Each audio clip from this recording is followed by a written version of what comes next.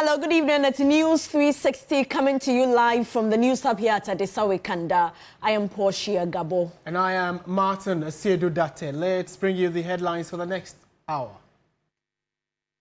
News 360 Headlines is brought to you by Flamingo Paint, Pepsodent Charcoal and Pepsodent Herbal. EcoBank.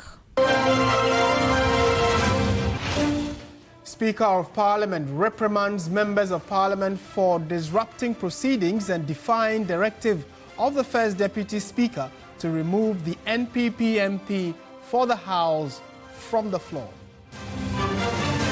Also tonight, Minister of Health reiterates call for nurses to suspend their strike and return to negotiation table.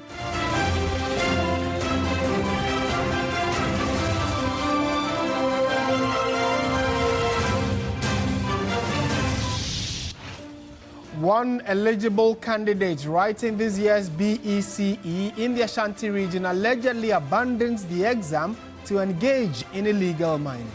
Coming up in business news, Ghana's economy surges by 5.3% in the first quarter, propelled by growth in services and agriculture sectors, as well as rebound of gold.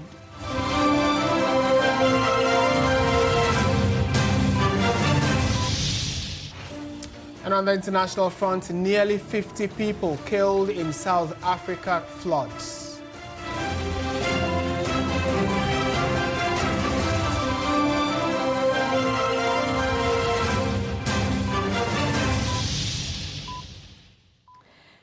We have details of all these stories and many more coming up in the next 1 hour. Do stay with us. We're starting from the House of Parliament because the Speaker of the House has strongly criticized the conduct of some members of Parliament who disrupted proceedings and defied the directive of the First Deputy Speaker for the MP for Asiedu-Dartey to vacate the chamber. Although the Speaker decided against referring what he described as a disrespectful act to the Privileges Committee, he issued a stern admonition urging members of the House to respect the authority of the Speaker. You recall during proceedings yesterday, the Honourable Member for Asiedu-Dartey, Honourable Dr. Nana Ayew-Afriyie, signaled his intention to make a statement which he characterized as being of urgent public importance. At the time, the First Deputy Speaker was in the chair and sitting was underway. It bears noting that under the rules and the practice of this House, statements intended to be made on the floor are submitted in advance and previewed by the Speaker. From the information leaders gave me, they had discussed this matter, but the statement got to the First Deputy Speaker whilst he was seated at his seat in the chamber. And whilst he was trying to read it, I called upon him to take over the chair. So he did not actually go through it, and he did not admit it. So the statement was not admitted. Accordingly, no such statement could lawfully be made on the floor. But I will just say this, that Shakespeare taught all of us that even a dog is obeyed in office. When we sit here, we are not saints, we are not infallible, but there's good reason why we are called Right Honorable, and you are called only Honorable. I want honorable members to take this in good faith. I know in the light of these events and in defense of the institutional integrity of Parliament, I refer to the conduct of the honorable member for Asiedu-Dartey. This is not a matter to be referred to any committee. It's a matter that I've discussed with leadership, and we've agreed that it should be resolved. And we will resolve it here openly for all of us to be guided so that in future we don't fall foul to these rules. Well, let's connect now to Zoom and speak to the Executive Director for the Africa Center for Parliamentary Affairs, Dr. Rashid Draman. Doc, good evening. Thank you for your time. Good evening, Martin. My first question actually would be, up until when would we see some, decisive action taking when we see such dishonorable acts from supposed members of parliament or honorable members of parliament?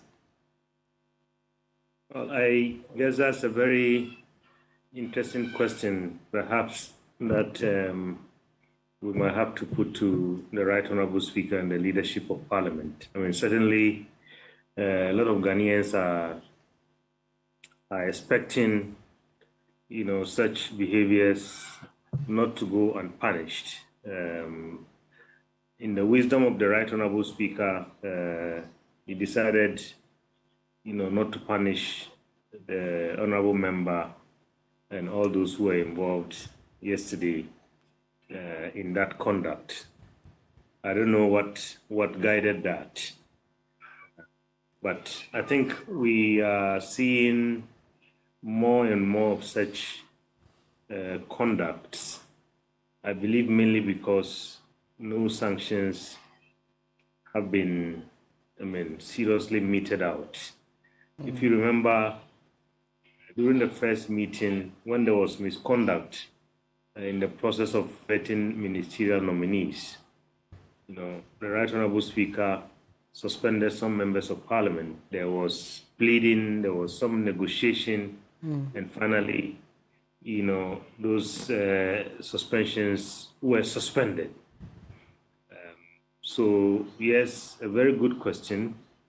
I believe that we should put those questions to the leadership of Parliament. Because just today, at a program in Parliament, I had the opportunity of reminding members of Parliament about how trust levels are going down, particularly when it comes to institutions that we have put in place. Institutions like Parliament to lead us. Ghanaians and across many countries on the continent do not trust these institutions. And I think it's behaviors like this that reinforce that lack of trust, in addition to all the challenges that people are facing on a daily basis, that they look up to an institution like Parliament to come to their aid, to solve our water problems, to solve our health problems, to solve our education problems. People don't have those solutions. And then what we see daily when you bring Parliament to our living rooms is, conducts that sometimes are not honorable. Doc, so what then happens to regular Ghanaians like you and I if we say things that fall foul of the law, or people who are expected to know better when it comes to lawmaking, when we see them break the law or disrespect the law in these ways? Would they have any moral authority or right to question us or, invite us to the Privileges Committee, for instance, if they assume or presume that we've done something untoward against the law? Well, maybe we might get to a point, Martin, very soon when people might start making reference to this when they are accused of falling foul to the law. Most recently, we saw during the vetting of ministerial nominees, a citizen of this country made some allegations against the members of the committee, and he went there and simply just apologized, and they let him go.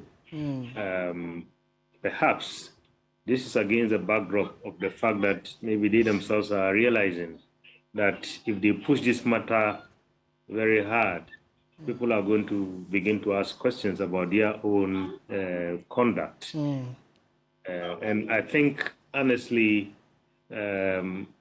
You know, for me, Martin, when I saw what happened yesterday, you know, I got a bit worried, particularly when the Right Honorable First Deputy Speaker was walking out of the chamber, and then there were some kind of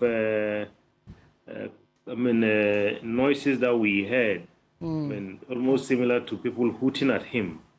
And I thought that was, stretching the matter and showing a lot of disrespect to the chair. And like the Right Honorable Speaker said today, I think is the office that should be respected, not just necessarily. I mean, somebody can be there, you might not like the person, and he makes a ruling or he takes a decision. Whatever it is, everybody has to fall in line. And if you disagree, there are procedures for registering your disagreement. Right. But I think here we are. But Martin, on a much general note, if you allow me, I've been thinking, you know, about whether, you know, this whole idea of, you know, urgent statements have to be admitted and taken through processes and so on. I mean, I know that's the rule right now. Perhaps we are getting to a point where, you know, some freedom should be given to our honorable members to have some kind of, to take initiative. Right. So that on matters like this, I mean, crisis situation, I think, I mean, the rules should be relaxed in such a way that the honorable members who wish to make statements are given the space to do so. And I think that perhaps maybe the leadership might have to look at the rules and begin to think about this. Right. Dr. Rashid Rahman, thank you for your time this evening. He's the Executive Director for the Africa Center for Parliamentary Affairs. Meanwhile, leadership of the minority and majority in Parliament have added their collective voice to the call by the Speaker of Parliament for members to uphold the sanctity of the House. Both leaders respectively called on members to be tolerant and adhere to the rules. We've already assured you at conclave that you will have our cooperation in ensuring that there is order to guide our proceedings and to help uphold the integrity of this House. Mr. Speaker,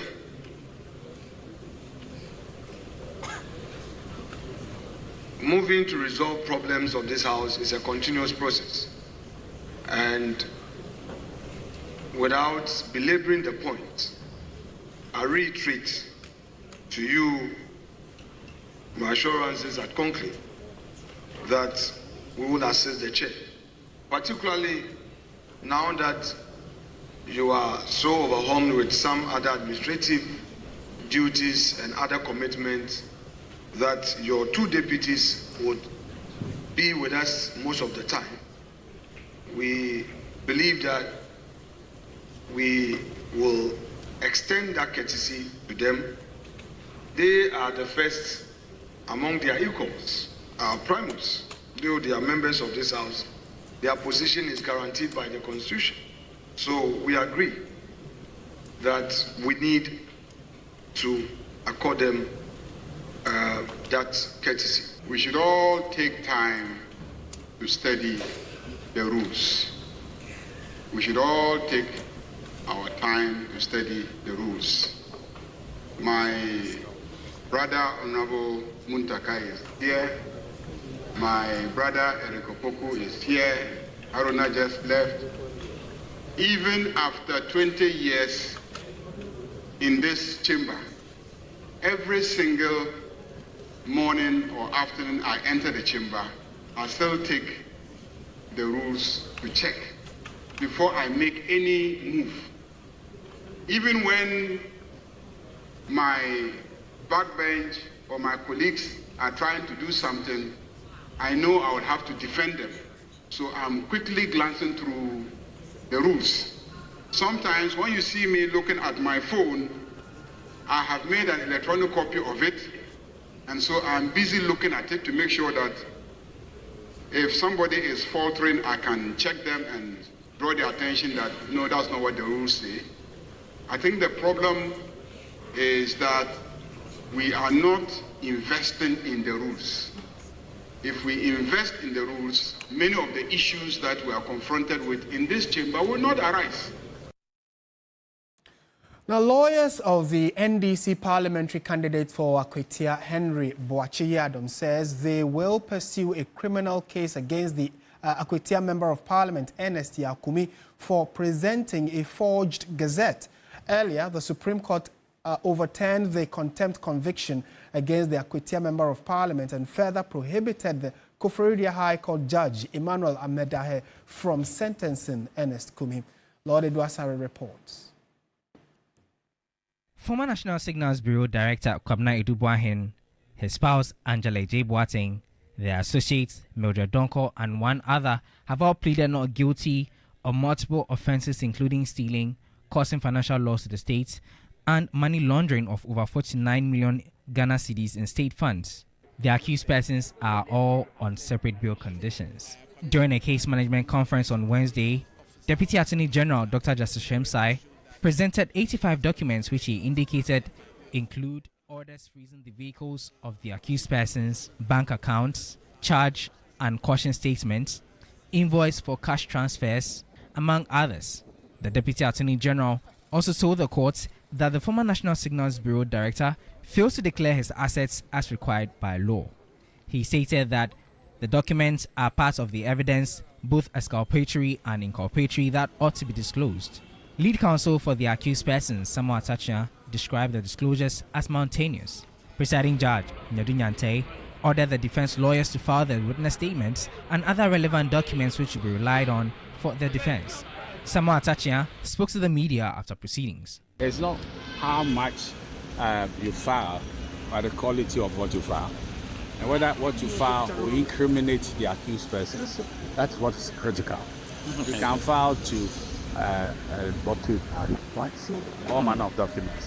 Whether they are incriminatory in nature, is what the court will have to assess. The case has since been adjourned to June 26 for continuation of the case management conference. Lord Edwasare, TV3 News, Accra. So pardon us for bringing you the story. So the lead for that story actually has to do with the fact that lawyers for the former National Signals Bureau Director, his wife and two others, Samuel Atachia, has noted that he is unperturbed by the voluminous nature of disclosures filed by the Attorney General in the criminal case against his client. And that's the story you just watched about the Signals Bureau chief who is still standing trial over some allegations leveled against him by the state. In more news tonight, the Minister of Health, Kwabena Kando, has urged the striking nurses to suspend their industrial action and return to the negotiation table to discuss strategies for implementing their demands. The minister on Wednesday engaged 4 nursing associations opposed to the ongoing strike on their conditions of service. Here's a report by Stanley Niblu. The industrial action by the Ghana Registered Nurses and Midwives Association has intensified following the withdrawal of outpatient department and ward services. On Wednesday, the leadership of 4 nursing associations, namely the Union of Professional Nurses and Midwives Ghana, the Professional Association of Psychiatric Nurses Ghana, the National Association of Registered Midwives, and the Ghana Registered Midwives Association, returned to the negotiation table to discuss their conditions of service. Health Minister Kwabena Kando addressed the media after a closed-door meeting. He appealed to the Ghana Registered Nurses and Midwives Association to call off its strike and resume discussions on the implementation of their demands. To exhibit good faith, we still call on them to call off the strike, and then let's all come around the table for further discussion. We don't want a situation where when you call for a meeting for engagement, they will send people who cannot take decisions. And they come, they say, oh, our president is not here, our general secretary is not here, so we are going to consult them and come back. When other high-ranking government officials are also around the table. President of the Union of Professional Nurses and Midwives Ghana, Maxwell Odro-Yeboah, on behalf of the four associations, reaffirmed their demands but expressed satisfaction with the government's approach to resolving their issues. Most of the things that we have in there are already being implemented with the exception of a few. The PIN renewal, which has become a major issue, is assured us he's dealing with the National Midwifery Council, and hopefully they will find a solution to it. So nurses are not supposed to pay for any PIN renewal as it stands now. And that is positive for us. And so we want to appeal to our people who are out there. The minister has been cooperative. The minister has been very, very frank and open with us on the situation. The story out there about the ministry saying they are not interested in the implementation until 2026, he has assured us that's not the case. He also echoed the minister's call for the striking nurses to suspend their action and return to the negotiation table. We would still want to use this medium to appeal to the striking nurses and midwives that we are making progress. Staying at home, if we get everything that we want after staying at home, the patients we've lost, what happens? We can bring them back to life. And I have maintained that. In a related development, the Fair Wages and Salaries Commission says it is ready to address the concerns of striking nurses and midwives within 3 days if they agree to return to the negotiation table. Speaking exclusively to our Labour correspondent, Daniel Opoku, the Commission's Chief Executive, Dr. George Smith-Graham, appealed to the health workers to call off their strike and engage in a dialogue. The ongoing strike by the over 128,000 nurses and midwives across the country has taken a devastating toll on healthcare delivery. Several patients have reportedly lost their lives, while many others are struggling to access critical care in the absence of frontline health workers. Despite multiple rounds of negotiations between the government and the leadership of striking health professionals, no agreement has been reached so far. In a desperate bid to contain the crisis, the government has appealed to retired nurses and midwives to volunteer their services. However, this move has sparked discontent and frustration among some retirees who feel sidelined and disrespected. Chief Executive of the Fair Wages and Salaries Commission, Dr. George Smith-Graham, has expressed concern over the ongoing industrial action. And it is the payment of arrears that has destabilized the implementation of the single point from the beginning up to date. And so we have at the back of our mind avoiding this payment of arrears. But this has happened. Although it has happened because the negotiations between us and the registered nurses, if in negotiation there are any challenges with implementation, each party can call the other and sit down with them and discuss. And that is what we have activated. He is urging the nurses and midwives to return to the negotiation table, assuring them that their grievances could be resolved within 3 days if they do so. This morning she asked me, so what are we going to do? And I had, I told her, okay, so if they write a letter to us, can we call for a meeting immediately? I said, yes, even as early as tomorrow. Okay. I'll call, so I'm waiting for them. We are ready to engage. The meeting is done tomorrow. Hopefully by close of this, you would have resolved the problem. Oh, definitely. They should come for us to talk. Yes, they should come for us to talk. If there's anything that can be discussed, I mean, I don't see what we cannot discuss. Dr. George Smith-Graham further indicated that full implementation of their conditions of service by 2026 could significantly improve their welfare. Because if we had implemented it earlier, inflation, the 54% inflation and high CD depreciation would have taken over all their benefits. But now, if we implement it, they are now going to see the gains of what they negotiated for. If it had been done previously, I mean, inflation and that would have eroded everything. So now you are waiting for them to come to the table. Yeah. Meanwhile, as government efforts to end the strike intensify, the Civil and Local Government Staff Association Ghana, CLOGSAC, has publicly declared its support for the striking nurses and midwives.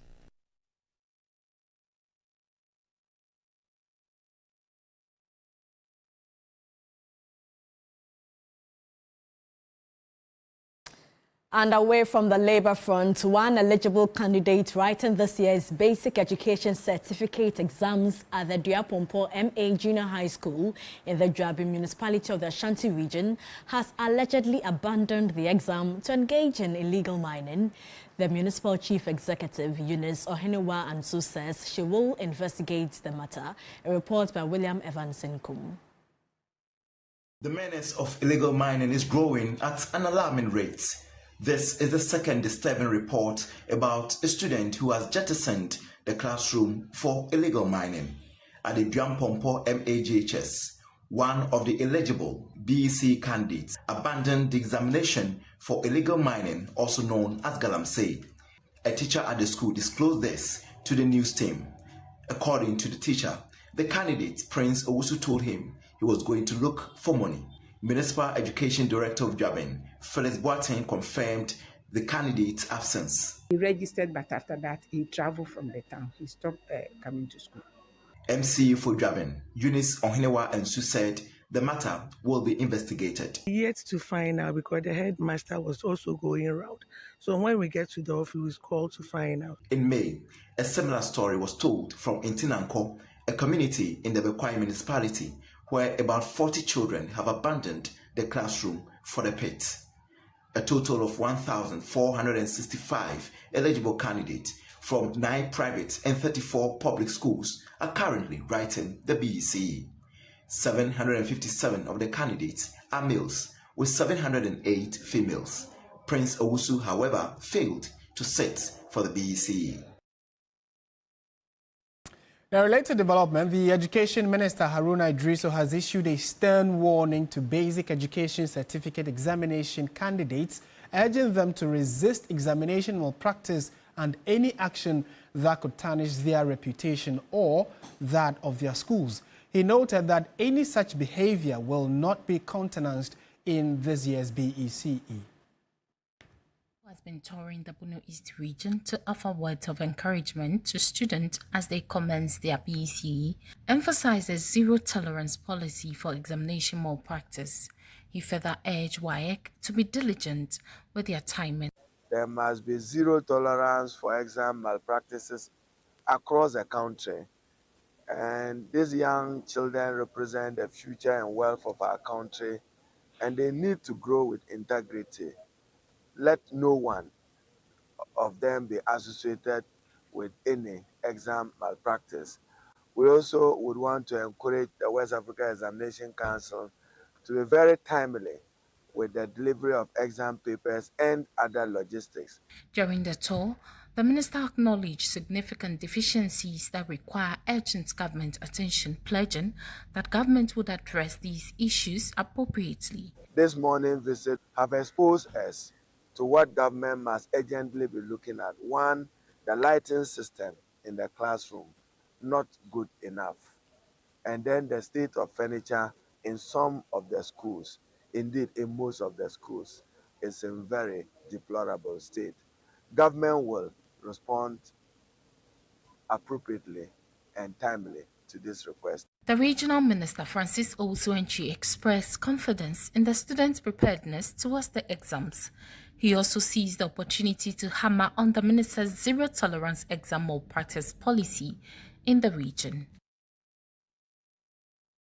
In more news tonight, President John Mahama has directed the restoration of parent-teacher associations in the administration of schools, especially at the secondary level. The PTAs have in recent past been excluded from the administration of schools, leading to protests from teachers. The president says the reform proposals in the education sector are sweeping and will be fully implemented.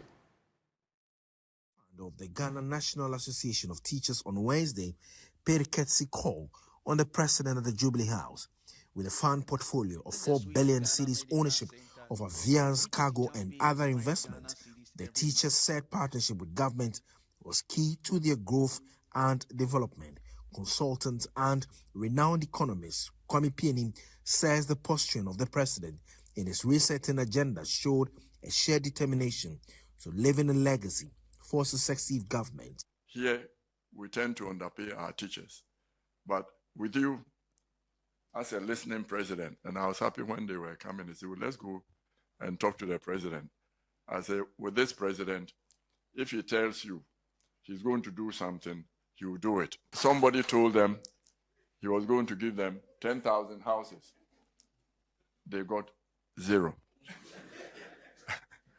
And Mr. President, as I've told you before, of the 35, 36 million Ghanaians alive, but the only one who can reset Ghana for us. At the commencement of his administration, the president set to review the free SHS and commit sweet reforms. 4 months down the line, government is commencing with some radical approaches. The trend everywhere in the world is to give communities a say in how their schools are run. And that's why I felt very scandalized when PTAs were virtually shoved aside and not allowed to be a part of the running of our schools, especially at the secondary level. And so I believe that PTA participation must be fully restored so that they work with teachers and the administration of the schools to make sure that the schools are run properly and that our children are getting a good outcome in terms of...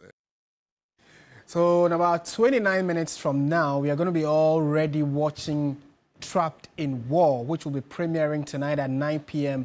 And award-winning journalist Godwin Asiedu-Dartey takes us to Ukraine, focusing on young Ghanaian men who were misled into joining the Russian-Ukraine conflict. Some have returned home with life-threatening injuries. Others remain missing, and grieving families are left behind demanding answers. The full documentary will be happening tonight. Here are excerpts of what we should expect tonight. Another day in Ukraine, a place where fear is felt in every corner, where the sound of gunfire is a daily reminder of a war that never seems to end. But for some Ghanaian men, this is not just a battlefield. This is a nightmare they cannot wake up from. We need help, and at the same time, we have other 4 brothers that still 2 weeks this we are not been hearing from them. You can remember that 14 young men left Ghana in 2024, tricked into believing they were coming to Russia for well-paying jobs. Instead, they were sent here to the front lines of one of the deadliest conflicts in the world. I don't know if this morning me say I should go next or someone should go next. So our lives are in danger here seriously today. We beg you. You do want to make a date at 9 p.m. on TV3. This is still News 360. Stay with us. Menua Full is on standby to bring us business.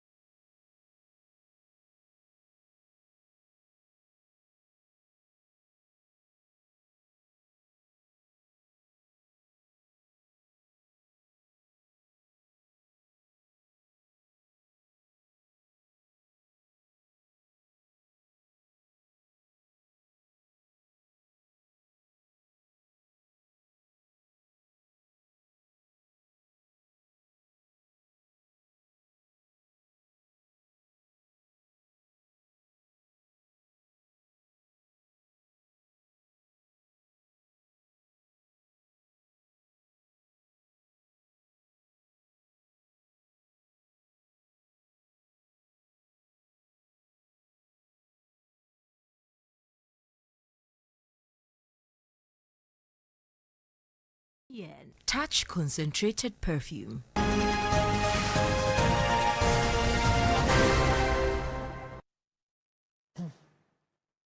Time now for business news, and Menu Afol is with us. Hello, Menu. Hi, Martin. What should we be expecting? Well, Ghana's economy has seen some significant growth in the first quarter. Yeah. Ghana Statistical Service has given us some figures and has also told us what's accounting for that rapid growth we are seeing. So we have details of that and more. All right, let's get into it. Thank you so much. Welcome to the business segment on News 360. I am Menu Afol. Now, Ghana's economy experienced its most rapid expansion since the third quarter of last year, growing by an annual rate of 5.3% in the first quarter of 2025. The gross domestic product expansion was propelled by growth in the services and agriculture sectors, as well as a rebound of gold. In the first quarter of 2025, agriculture grew by 6.6%, services by 5.9%, and industry by 3.3%. Government statistician Dr. Alhassan Idrisu noted the rebound in cocoa and gold production played a crucial role in driving Ghana's economic growth surge in the first quarter of the year, signaling a positive trajectory for the nation's key export commodities. The cocoa sector, which is a subsector under crops, expanding by 3.4%. Gold grew by 5.6% compared to the previous quarter contraction of 2.2%. The growth in the services sector was dominated by a number of subsectors, including information and communication. Reacting to the first quarter of 2025 gross domestic growth figures, Head of Finance at Melbourne Capital, Nelson Kujo-Kwagbeji, observed the quarter one rate positions budget in achieving a year-end GDP growth rate of 4.4%. The economy is responding positively to the gains that we have made as a country. Inflation has moderated to 18.4% as at the end of May 2025. We have also enjoyed relative stability of the Ghanaian cedi, and also government-owned fiscal and monetary policy has also contributed significantly towards the growth that we have enjoyed. The government statistician urged government to pay attention to the mining sector. Mining and quarrying grew modestly by 1.4% as the data showed. And we saw that the bulk of the reason why we didn't see good performance in this subsector was because of the big drag from oil and gas, which declined by 22.1%. But gold was doing well. So scaling up gold board activities could stabilize earnings and broaden impact beyond just extraction, but rather add value. In more news tonight, the Bank of Ghana says more small businesses in the country can now get loans without needing to own land or buildings through its improved collateral registry. Speaking at an event to mark 15 years since the registry was set up, the first Deputy Governor, Dr. Zakari Mumuni, said the system has helped banks and lenders know who owns what, making it easier and safer to give out loans. Delivering a speech on behalf of Governor Dr. Johnson Esiama, Dr. Mumuni Zakari said the registry is opening doors for small business owners who used to be left out, allowing them to use things like stock and business tools to apply for loans. The collateral has expanded the frontier of financial inclusion. Micro, small, medium-sized enterprises who often lack traditional forms of collateral can now use movable access like stock, receivables, and tools of trade to secure credit. Head of the Collateral Registry Department, Fred Esiama Kranton, said the platform has evolved into a critical part of Ghana's financial infrastructure, boosting trust and transparency in lending. I am pleased to report that there has been a significant increase in the registration of security interests on the registry's platform. Senior Country Manager for the International Finance Corporation, IFC, Karl Kalhofer, called for a collaborative effort with the Central Bank as well as the Swiss State Secretariat for Economic Affairs, SECO, to ensure international best practices.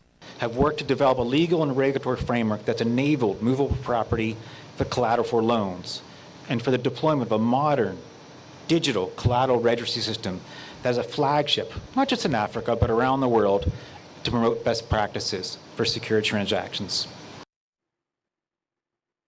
And now one of Ghana's leading banks, Societe Generale Ghana, has posted its strongest performance in over a decade, recording a 30% increase in profit for the 2024 financial year.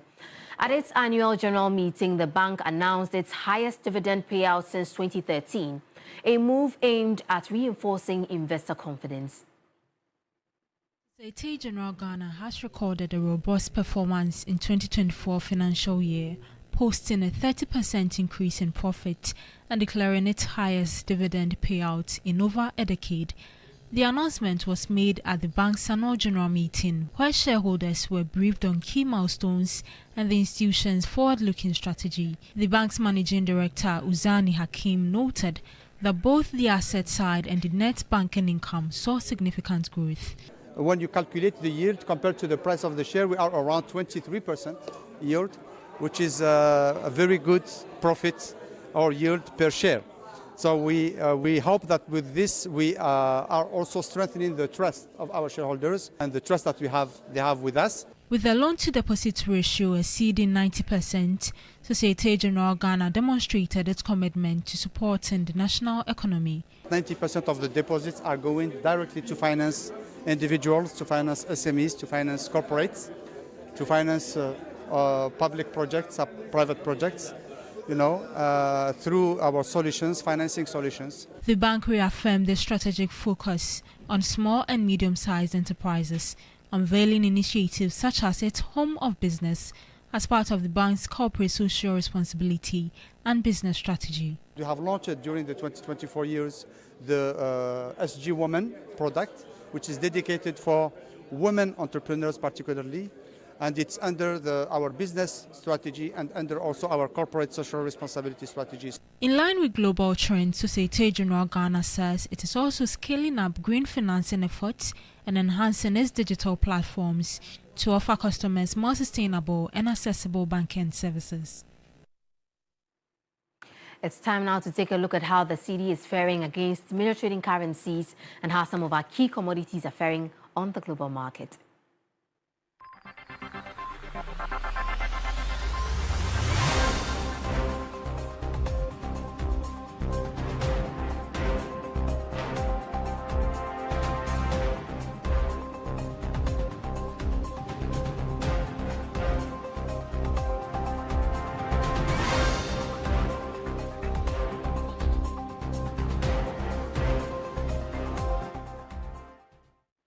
And that's it for Business Tonight here on News 360.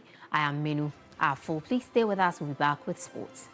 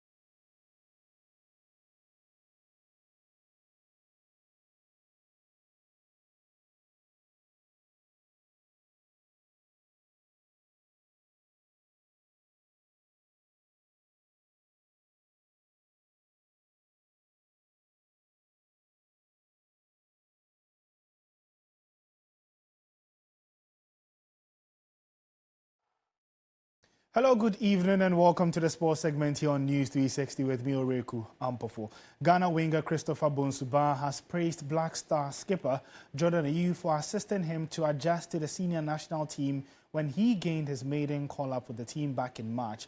Bonsuba joined the team during the 2026 FIFA World Cup qualifiers against Chad and Madagascar, but did not feature in any game until the Unity Cup in May, where he played his first national team game and impressed as well. According to the 20-year-old, he regained his confidence after seeking advice from Ayew. I think Thomas Partey and Jordan. Yeah, because I really wanted to see them, so I was just, even in training, I was just watching them and I was like, wow, it's a dream come true there to just play with them, because you have been hearing their names everywhere. You grew up watching Thomas Partey and Jordan and the rest. Before our game against Chad or in Accra, I went to Jordan's room to have a little advice and ask him how should I play or how. So I think he's very, very friendly, very, very good guy, because they don't show, they just open up and express their feelings and make you feel okay, you are part of the team, just enjoy the moment. Yeah. From football, let's do some boxing, where the Bukom Boxing Arena is set to host a number of boxing bouts on Friday, June 13, as part of Legacy Rise Sports Battle of the Beast initiative. Now, as part of preparations for the event, a press conference was held on Wednesday, and CEO of Legacy Rise Sports, Sharaf Mahama, expressed his satisfaction while urging Ghanaians to support the movement. Amir Khan Promotions, through collaborating with them, they took a huge step to collaborate with us to make this event happen. So a big thank you to Amir Khan and the team. At Legacy Rise Sports, the aim is to bring global exposure to Ghanaian boxing and, enhance African boxing as well. And for all the international fighters and coaches that have come today, I want to say a big thank you for, It's a huge risk when you hear you're having a fight in Africa, So I want to thank you guys for taking this opportunity to come. And we have a huge event June 13th on Friday. We have a lot of 50-50 fights that I'm looking forward to, including this one right here. And we have a lot of entertaining performances. And so I urge the fans to come out early and, grab a seat and enjoy the boxing. Let's just touch base with the upcoming FIFA Club World Cup, as the stage is set and anticipation is building to the competition. Remember, it's revamped from the previous editions, and so the winners can earn up to $125 million, and that's because there will be 32 teams competing in age groups of 4 teams per group, playing in a single game round-robin format. The top 2 teams per group progress to the round of 16 stage of the competition, and that's just the breakdown of the various regions and how many representations that they would have from each region. For CAF, that's Africa, there's 4. AFC in Asia has 4 as well. In UEFA in Europe, there's 12. Caribbean for the CONCACAF have 4, and then there's the South America with 6, OFC with 1, and then the host country with 1. That slot goes to Inter Miami. A total of 12 venues will be used to host the 63 matches, which will be placed across the United States of America. We'll be bringing you more updates as we build up to the revamped FIFA World Cup that would be taking place in the United States. My name is Oreku Ampofo. You can get some more sports updates on our social media handles at 3SportsGH.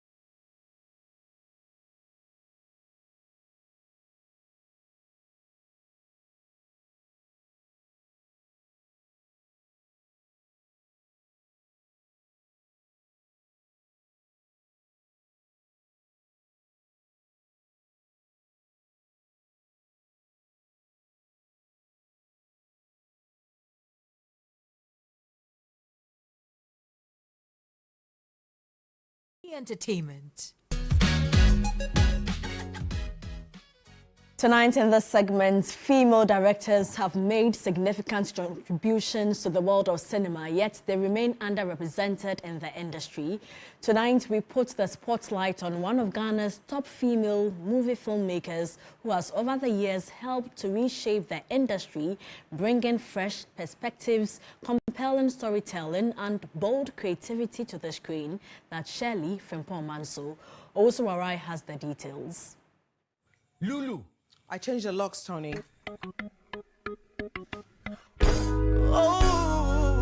Shirley Frimpong-Manso is a formidable force in the Ghanaian film industry, known for her versatility and groundbreaking contributions to the industry. She made her directorial debut with Perfect Picture in 2009, a critically acclaimed film that resonated with audiences on a profound level. Shirley further solidified her status with films like A Sting in a Tail, 2009, Checkmate, 2010, Adam's Apple, 2011, and Potomanto in 2012. Other notable works such as Devil in the Detail, Love or Something Like That, Potato Potato, and The Perfect Picture 10 years later showcased her storytelling depth and visual brilliance.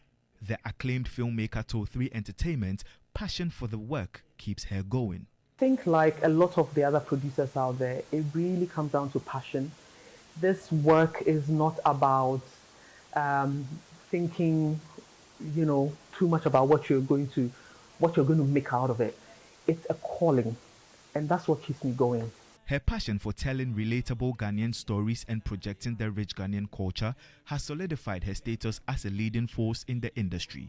I love my country.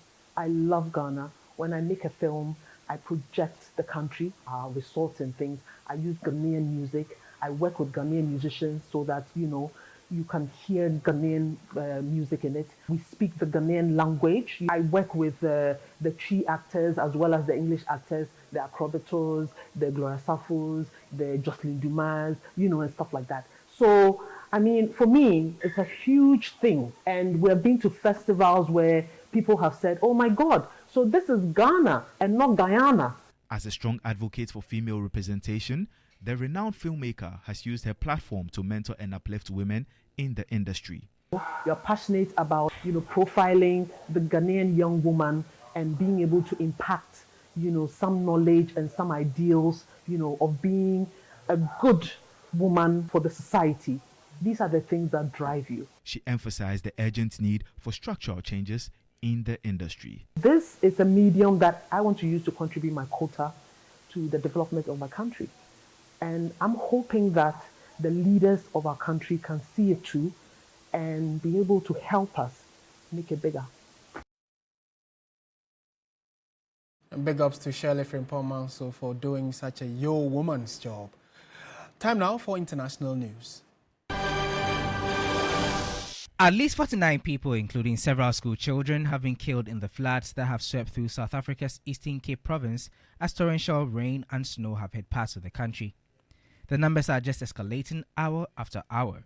The situation is so bad on the ground, Provincial Premier Oscar Mabuyani said. Among the bodies recovered are those of 4 children, a driver and a conductor who were on a bus that was carried away in flood waters as it was crossing a bridge in the town of Mtata on Tuesday morning. Mabuyani said rescue efforts were continuing to find 4 more children who had been in the vehicle that has since been found on a riverbank with no one inside. Talks aimed at cooling tensions between the US and China have ended in a deal, according to US President Donald Trump. He said China had agreed to supply US companies with magnets and rare earth metals, while the US would walk back its threats to revoke visas of Chinese students. And that's it for our package. Thank you so much for watching. I am Martin Asiedu-Dartey. And I am Portia. Gabor do join Alfredo Cancer at 10 p.m. for Ghana Tonight. Good evening. Oh, and at 9, there is also that documentary you should look forward to, Trapped in War by Godwin Asedeba, 9 p.m. on TV3. Bye for now.